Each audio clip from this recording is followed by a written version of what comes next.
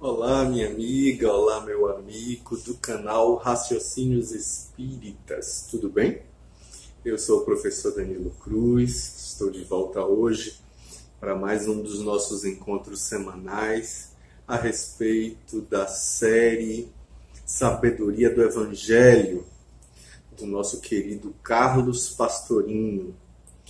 Pois bem, nós estamos no volume 1 e hoje vamos englobar 3 capítulos da obra.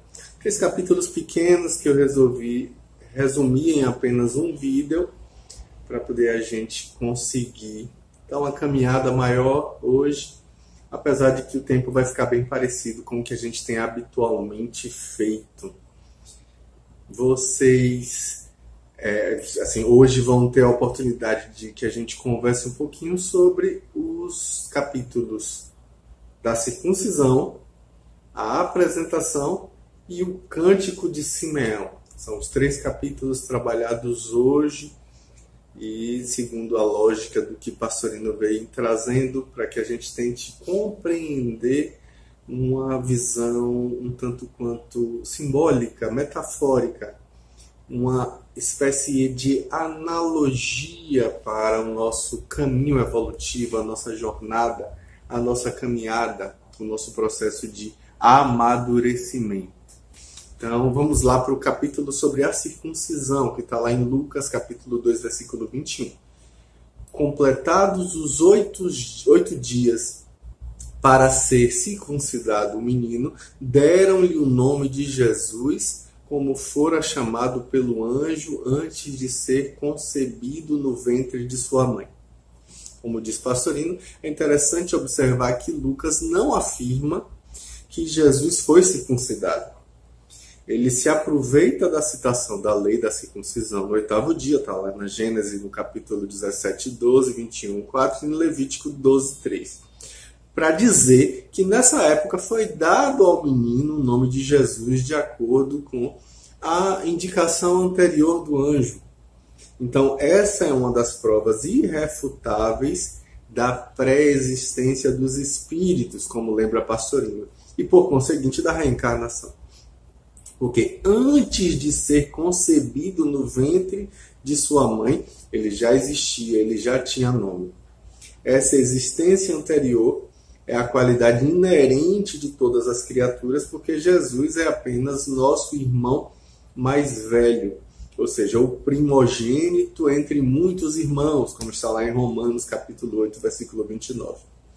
Todos aqueles que penetraram em seu âmago tiveram contato com a realidade, precisam circuncidar-se, ou seja, cortar em redor de si todas as excrescências, todo o apego às coisas passageiras e ilusórias, todo o apego à maia, ou seja, a ilusão temporária. Essa circuncisão que corta o apego e a preocupação não tira, entretanto, o contato e o interesse pelas outras criaturas de Deus, racionais, irracionais, vegetais e minerais, como diz Pastorino, mas elimina apenas a cobiça e o agarramento invigilantes a pessoas, animais e coisas. É importante que a gente tenha uma renúncia ao mundo material, não como uma fuga cenobítica para o isolamento, mas sim para ter como se não tivesse, para possuir sem ser possuído, para usar como de empréstimo, gerir como se fôssemos mordomos, ou seja, utilizar como um administrador que prestará contas. A gente precisa se recordar sempre que tudo deixaremos aqui e que nada que trouxemos para esse mundo, e obviamente, sem dúvida, nada deles podemos levar, como diz na primeira epístola ao Timóteo. Então, a renúncia do coração, destacando-nos das coisas, embora continuando a servir-nos delas, desapegando-nos das criaturas, embora continuando a amá-las e a servir a elas. Esse foi o primeiro capítulo, agora a gente vai para o segundo, que é a apresentação, que está lá em Lucas, continuando, capítulo 2, versículo de 22 a 39. Quando se completaram os dias da purificação, segundo a lei de Moisés, levaram-no a Jerusalém para apresentá-lo ao Senhor, como está escrito na lei do Senhor. Todo primogênito macho será consagrado ao Senhor. E para oferecer um sacrifício, segundo o que está dito na lei do Senhor, um casal de rolas ou 2 pombinhos.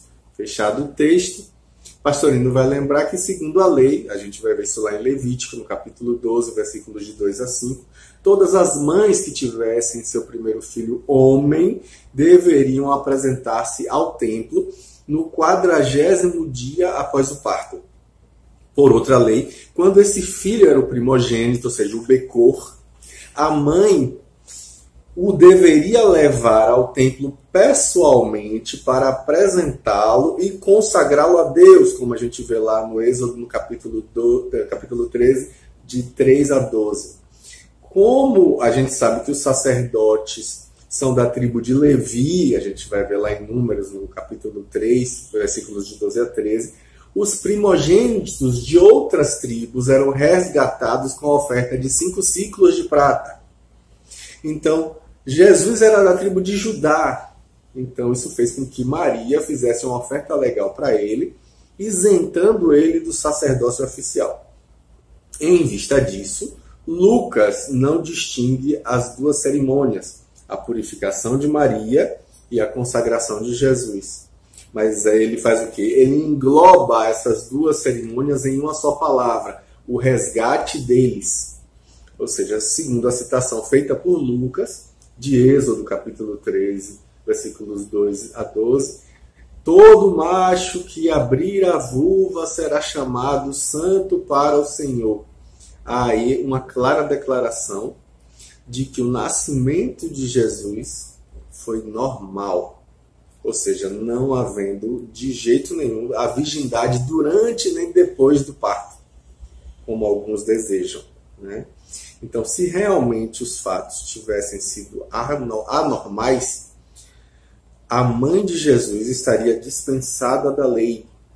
Então, para sua purificação, Maria deveria obedecer, oferecendo também um sacrifício, conforme Levítico capítulo 12, versículo 8, que consistia em um casal de rolinhas ou 2 pombos jovens, 2 pombos borrachos. É bom lembrar que essa oferta era uma concessão aos pobres para substituir o cordeiro prescrito aos que tinham posses para cumpri-lo. Então, após o corte em redor de si, ou seja, a circuncisão, há a necessidade de uma purificação, de uma limpeza em que o iniciante se livra de todas as impurezas do seu passado milenar, de todos os fluidos pesados que lhe ficaram aderidos à aura durante as suas encarnações anteriores, nas palavras de Pastorino. E é então que uma nova personalidade recém-nascida poderá ser apresentada ao Senhor e a Ele consagrada como o primogênito da individualidade. Realmente, a gente sabe que tendo vivido milhares, talvez milhões de encarnações em veículos materiais, a individualidade está carregada de fluidos materiais densos, gestando como que o feto de um futuro filho do homem. E ao obter o nascimento do filho, consegue fazer vir à luz o seu primogênito, ou seja, deve consagrá-lo a Deus como um nazireu. Daí em diante será chamado de santo, ou seja, purificado, dedicado a Deus. Aí, Pastorino, lembra que essa apresentação é acompanhada de uma oferta simbólica, um cordeiro, ou para os pobres, um casal de rolas ou de pombinhos, né? Demonstra aí, obviamente, que aquele que obtém a graça do encontro deverá oferecer a Deus em sacrifício a sua parte animal, a parte animal do homem, seus corpos da personalidade, como sacrifício ao espírito.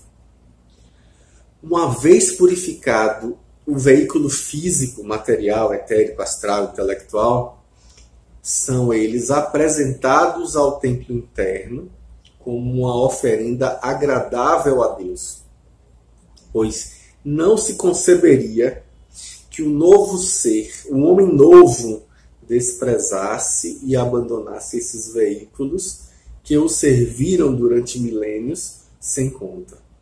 Então, terminada a tarefa deles de ajuda à evolução do espírito, nada mais justo que eles sejam oferecidos a Deus e consagrados como uma recompensa pelo bem que prestaram. Aí Pastorino diz que daí por diante só o espírito é que vale. E a criatura espiritualizada passará a viver no corpo, mas não para o corpo. Viverá no corpo como em um hotel ou um barraco temporário. Já dizia Cícero no livro sobre a senectude: saio desta vida como de uma hospedaria e não como de minha casa, porque a natureza nos dá um abrigo de passagem e não um domicílio. E Paulo também traz essa mesma ideia, dizendo que enquanto estamos nesta tenda de viagem, gememos aflitos. A gente encontra isso lá na segunda epístola aos Coríntios, capítulo 5, versículo 4. E Pedro também fala: justo enquanto estou nesta tenda de viagem, despertar-vos com recordações. Na segunda epístola de Pedro. Então essa hospedaria, o veículo animal, é ofertado a Deus, continuando o homem novo a tratá-lo bem e com gratidão, embora esteja vivendo no Espírito, pelo Espírito e para o Espírito. Interessante, né? Pois bem, vamos ao terceiro capítulo, que é o Cântico de Simeão. É dito lá que havia em Jerusalém um homem chamado Simeão, homem esse justo e piedoso, que esperava a consolação de Israel, e estava sobre ele um Espírito Santo, pelo qual o Espírito Santo lhe fora revelado que não morreria antes de ver o Cristo do Senhor.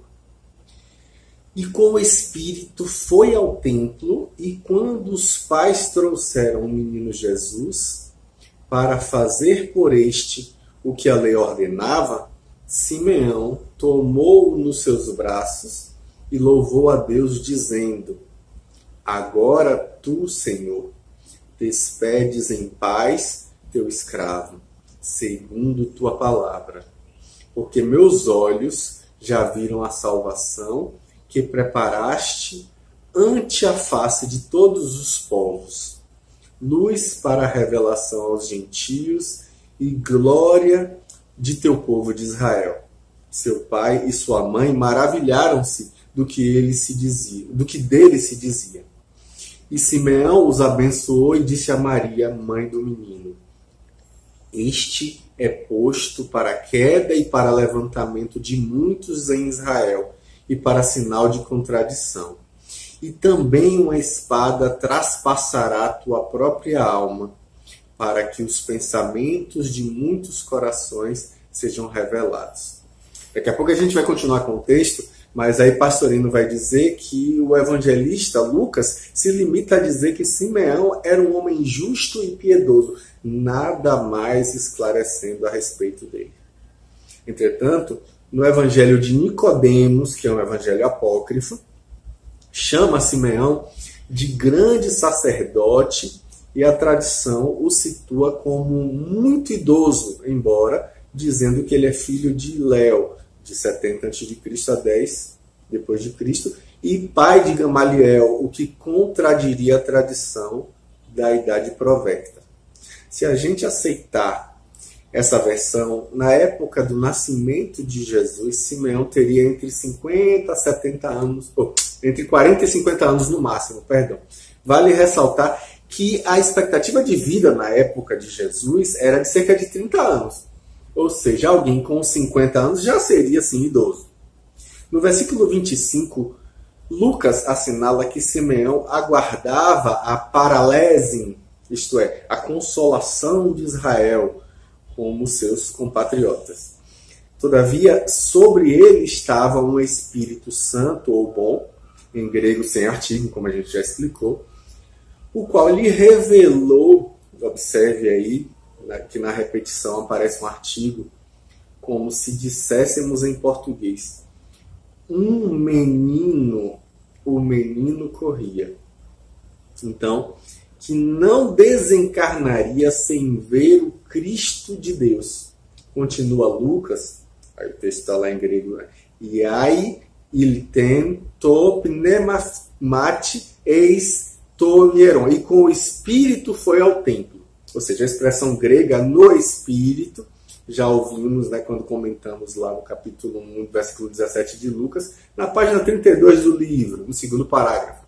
Tem um sentido associativo ou de companhia. A gente então deve entender que ele foi com o Espírito ou o Espírito foi nele para o templo. Em sua outra obra importantíssima, que é Análisis Filológica Novi Testamenti Greci, editada pelo Pontifício Instituto Bíblico de Roma, o mesmo sacerdote jesuíta Zervik diz que neste passo o em é casual, isto é, foi ao templo por causa de um espírito, ou seja, impelido por um espírito. De qualquer modo, como diz Pastorino, quer consideremos o em associativo, foi com o espírito, quer aceitemos como causal, foi impelido por um espírito, o sentido é o mesmo, no final das contas. Trata-se aí, obviamente, de um fenômeno mediúnico, um fenômeno psíquico, em que se manifesta um espírito desencarnado a agir sobre Simeão, revelando-lhe o momento em que José e Maria levariam o menino Jesus ao templo para que lá os encontrasse. Prossegue então Lucas, no versículo 27, dizendo que ao levarem os pais o menino Jesus, confirmando que a essa altura já estavam casados, portanto José reconhecera legalmente o filho como seu filho.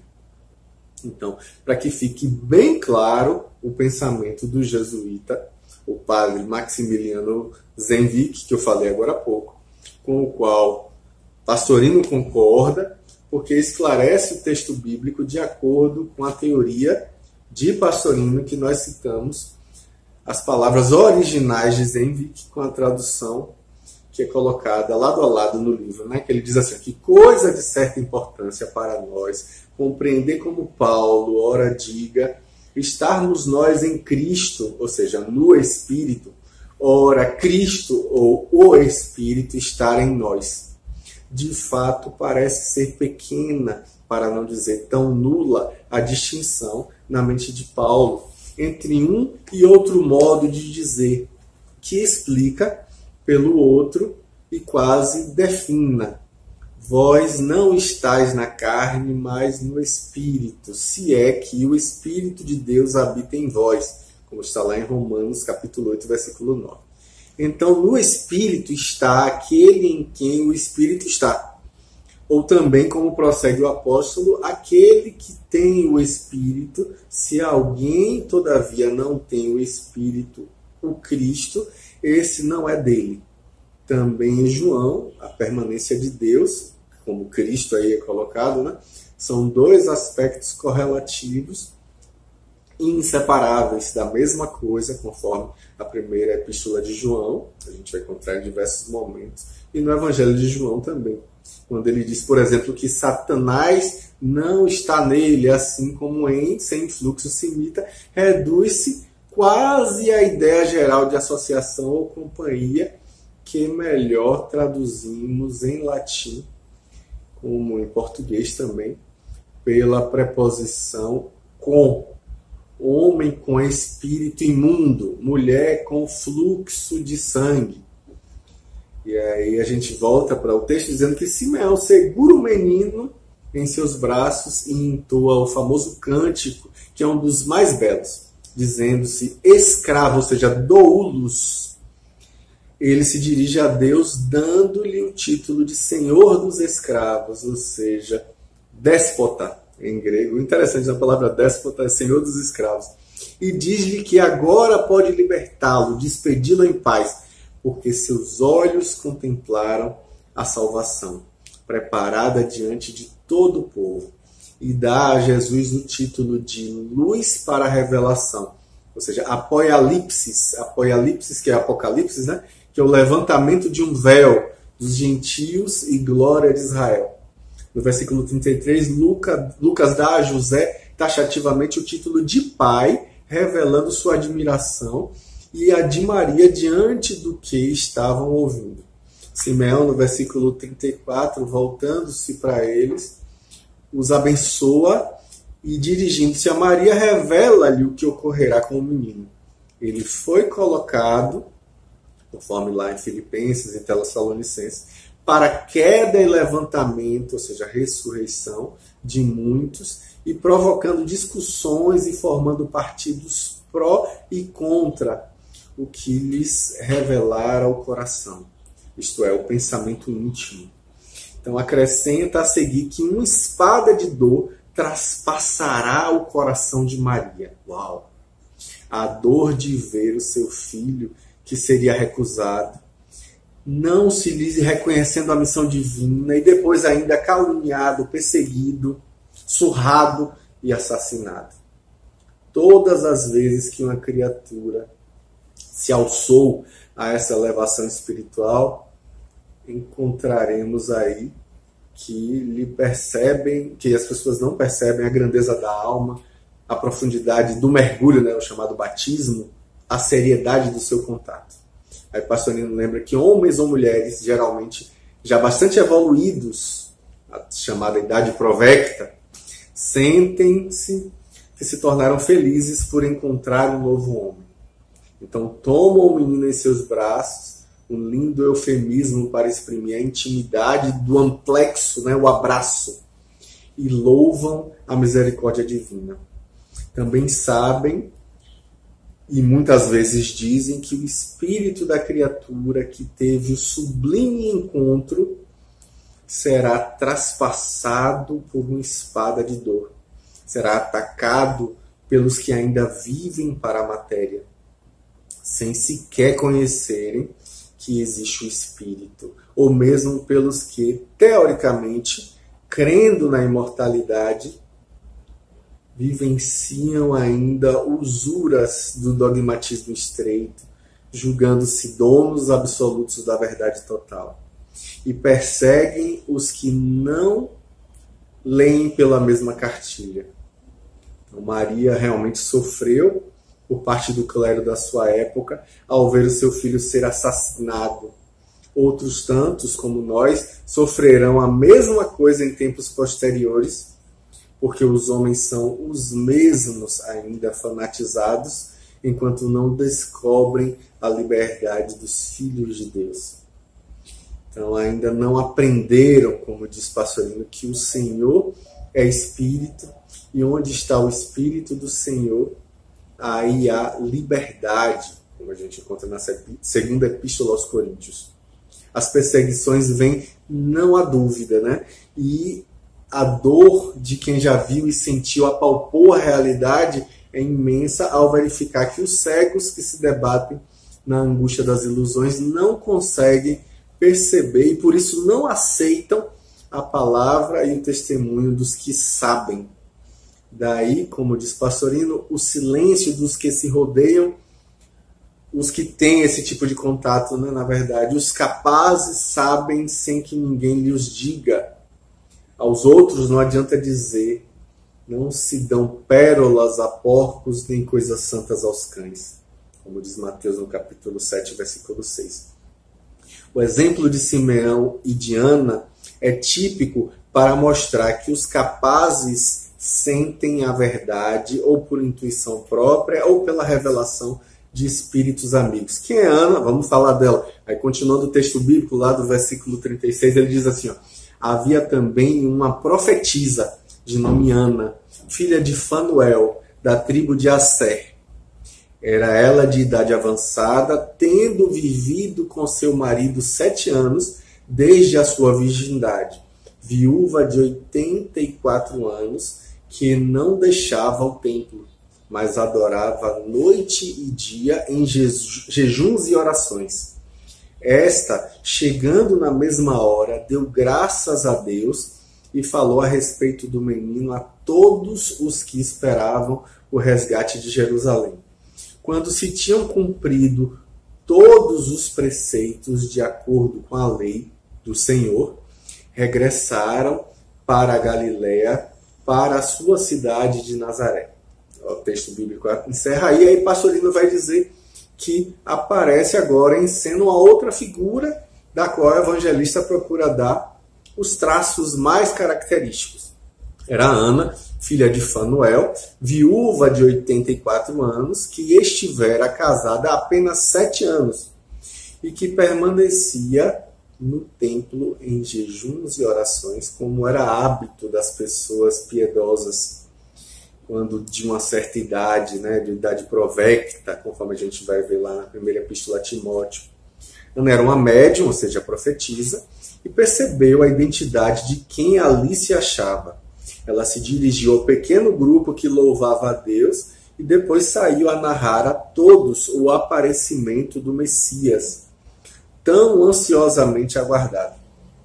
Então, cumpridas as leis mosaicas, a família então regressa à sua cidade de Nazaré, na Galiléia. O caso de Ana nos chama a atenção por conta da dedicação dela, que depois de certa idade, as criaturas fazem de suas vidas a Deus. Então, embora durante a sua juventude vivam a vida do mundo, se a gente pode falar assim, depois de algum tempo, sentindo-lhe o vazio, se dedicam à vida de orações e jejuns, aguardando o Messias. Então, como diz Pastorino, todo o simbolismo da vida do Messias é assim compreendido. É o nascimento do Cristo interno, do Cristo de Deus dentro de nós, que vem resgatar o povo de Israel, ou seja, as criaturas que, mesmo pertencendo a Deus, estando mergulhadas na matéria, combatem a Deus, que na verdade o sentido etimológico da palavra é Israel. Né? Interessante isso.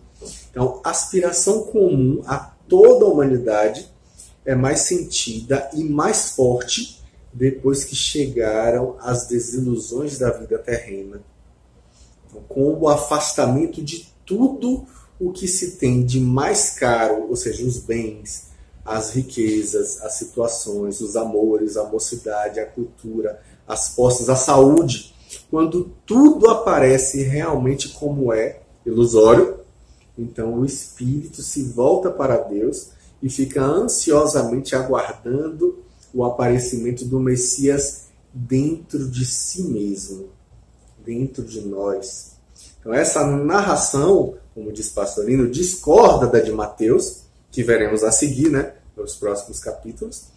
O que há de comum entre ambas é que, na verdade, o nascimento em Belém e a posterior moradia em Nazaré, embora Lucas coloque de imediato e Mateus situe isso bem mais tarde. No entanto, observamos que, primeiro, Mateus ignora a homenagem dos pastores, a circuncisão, a purificação, a apresentação ao templo, o encontro com os 2 profetas. Enquanto que Lucas desconhece a homenagem dos magos, o massacre das crianças, a fuga para o Egito. Olha que interessante isso, né? A que se atribui essas divergências, né? Por que essa diversidade de fontes? Será que é isso? Se a fonte de Lucas foi Maria, como é que a gente pode admitir a omissão de fatos tão importantes? E quando se terão realizados esses acontecimentos narrados por Mateus? Então não existe dúvida de que só depois da apresentação, porque nos 40 dias depois, entre esse fato e o nascimento, não haveria tempo dado que Maria não poderia ter saído de casa. Então, como conciliar o regresso a Nazaré, que em Lucas aparece natural, regressaram para a sua casa, e em Mateus, como a ida a um lugar desconhecido por indicação de um anjo. Então, as explicações simbólicas vão nos dar as razões para isso.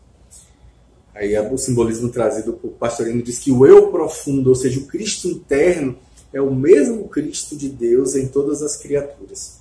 Entretanto, o caminho para alcançá-lo varia de pessoa a pessoa. A experiência de um pode ilustrar o que com ele ocorreu, mas não pode ser tomada como uma espécie de modelo a se imitar. Porque as estradas da periferia ao centro são tantas quanto os raios possíveis dentro de um círculo. Cada individualidade se plasmou através de milênios na constituição dos seus próprios hábitos diferentes dos demais. E a evolução conduzirá cada um por seu caminho especial. Não é de se admirar, pois, que, escrevendo sobre o mesmo assunto, Lucas divirja de Mateus nos fatos, que para o espírito pouca ou nenhuma importância tem. Não são livros históricos que estamos lendo aqui, mas obras que ensinam, através dos fatos, realidades concretas e objetivas do modo pelo qual poderá alguém atingir Deus dentro de si. Pastorino lembra que assim Mateus escolhe fatos e narra acontecimentos que esclarecerão certos pormenores da árdua e longa busca do abismo do eu, enquanto que Lucas prefere outros que, embora levando ao mesmo objetivo, terminam por perlustrar outras sendas. Mais acidentado, porque mais externo e glorioso em Mateus, mais sereno, porque mais interno e singelo em Lucas. Olha que interessante, né? Mais terreno e ativo no primeiro, magos, massacres, fugas. Mais celestial e místico do segundo, anjos, leis, templos, profetas. Então, para o sentido esotérico e profundo, simbólico e místico, nada importam essas divergências superficiais de personalidade, e sim o significado interno, o significado oculto que se depreende das palavras veladas. Pastorino lembra que a gente pode verificar que aquele que se aventura na estrada abismal que leva às profundidades altíssimas do Eu Supremo pode trilhar várias sendas. Uma, ensinada por Mateus, se dirige através do movimento personalístico, atraindo a atenção de magnatas, de dignatários, que se assustam com a novidade e começam a mover perseguições e a buscar a eliminação da nova força que, na sua humildade, a palha do presépio, ameaça a segurança dos tronos e os privilégios dos potentados. Como diz Pastorino, há necessidade, então, de buscar-se um refúgio no silêncio da solidão, exilando-se para outros ambientes. A outra, que é revelada por Lucas, caminha pelo lado mais ascético, ou seja, menos mundano, e encontra na oração os anjos do Senhor, o templo, o profetismo, o psiquismo, o mediunismo, se a gente pode falar assim, a sua máxima expansão. Aí não há perseguições nem necessidade de fugas. A jornada é mais tranquila pelos atalhos do espírito, cortando-se logo o apego à matéria, ou seja, a circuncisão, e consagrando-se a vida a Deus, a apresentação, onde se encontram aí os arautos do céu, os médiuns, os profetas, que lhe apresentam as palavras de conforto e de advertência. Que belo, né, esse texto de Pastorino, muito bonito. Interessantíssimo, e com isso a gente vai crescendo, amadurecendo e percebendo, né? Coisa que a gente até nem sabia. Poxa, mas tem essa divergência tão grande entre Lucas e Mateus. Existe, né? Só que se a gente olhar com um olhar mais profundo, a gente vai ver que não há, na verdade, divergência nenhuma. São as nossas questões externas que muitas vezes divergem. E a gente aqui precisa resolver em nós para perceber que são aspectos desse mesmo caminho. Maravilha! 3 capítulos hoje, na semana que vem a gente continua. Um grande abraço e até a próxima semana. Fica bem.